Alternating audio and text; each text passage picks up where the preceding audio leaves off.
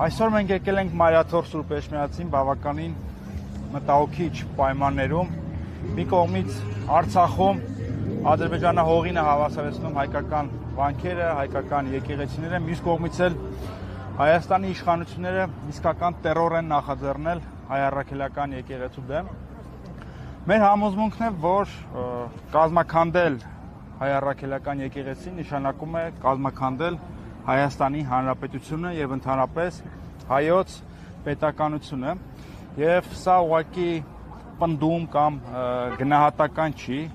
Այս պնդումը անելիս մենք խարսխվում ենք գիտական տվյալների, պատմական իրողությունների վրա, քանի որ հայ առաքելական եկեղեցին այն հիմքերից մեկն է, որի վրա խարսխվում է Արևելյան Հայաստանը, այսինքն Արևելյան Հայաստանում հայոց պետության ծնունդը։ Ընդհանրապես այս երեք սյուներ եմ ավելացնում, թե օրինակ ինչի հաշվին է Արևելյան Հայաստանում հայկական պետություն ստեղծվել, որտեղ մենք գիտենք 15-րդ դարում Արարատյան դաշտում 13% հայեր ապրում։ Այսինքն սա դադարել էր հայերի հայրենիքը լինելուց, սա ապրում էին թուրքմենական ցեղեր, կարակոյուններ, ակկոյուններ, թուրքական տարատեսակ ցեղեր, բայց իրավիճակը փոխվում է 1441 թվականին, երբ որ այստեղ վերադառնում է կաթողիկոսական աթոռը Էջմիածին եւ դառնում է այն հիմքը, որի հիման վրա Արևելյան Հայաստանում նորից հայկական կյանքը սկսում է աստիճանաբար վերածնվել եւ հետագայում ստեղծվում է հայկական պետություն։ Միշտ հիմքը բանը Սյունիքի եւ Արցախի մելիքություններն են, այսինքն ինստիտուցիոնալ հիմքը եւ ռուսական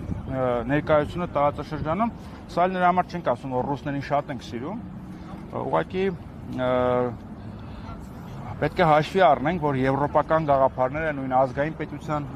գաղափարը, լուսավորական գաղափարները մեր տարածաշրջան մուտք են գործել միջնորդավորված ռուսների միջոցով, քանի որ Ռուսաստանն էր եվրոպական պետություն։ Այսինքն կաթողիկոսական աթոռի այստեղ գտնվելը դառնում է հիմքը, որ Արևելյան Հայաստանը նորից վերածնվի, սա արդեն հայերի հող չէր։ Կաթողիկոսական աթոռի այստեղ լինելը նաև մեր պետությանը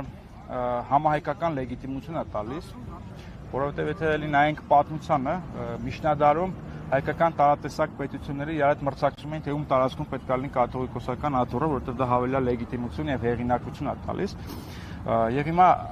Հայաստանի Հանրապետությունում կաթողիկոսական աթոռ լինելը Հայաստանի Հանրապետությանը տալիս է համազգային բնույթ։ Եվ ամենևին էլ պարտադիր չի, որ կաթողիկոսական աթոռը այստեղ լիներ, կարող է եւ չլիներ, որովհետեւ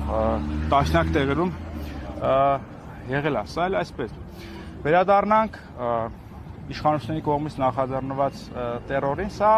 հիշեցնում է բոլշևիկյան տերորը, նորից եկեղեցու դեմ, հիշենք, որ բոլշևիկները տասնյակ եկեղեցիներ են պայթեցրել ստալինյան ռեպրեսիաների ժամանակ, մեջից մի փոքր ընկոմ Մայրաթորում խեղտամա արվել Խորեն Մուրադբեկյան կաթողիկոսը եւ այլն։ Բայց հիմա ո՞րն է տարբերությունը նիկոլական տերորի եւ բոլշևիկյան։ Բոլշևիկները ուղղակի սպանում էին եւ պայթեցնում էին։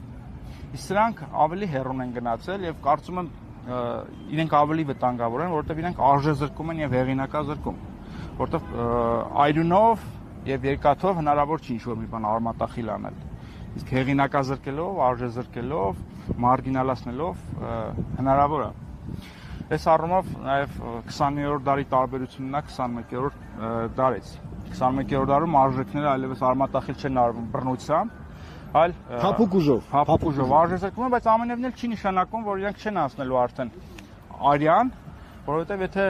հունիսի 7-ին Նիկոլ Փաշինյանը ընտրվի, իրենց ծրագիրն են, հա, որպես այդպեսի սահմանել, որ անցնելու են բռնությունների եւ հեռացնելու են ամենայն հայոց կաթողիկոսին եւ այս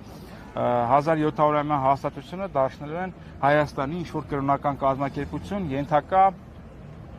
կառավարությանը, ինչը իսկապես աղետ է, ինչը նշանակում է կազմաքանդել հայոց պետականության հիմքերը Արևելյան Հայաստանում։ Այսքանը։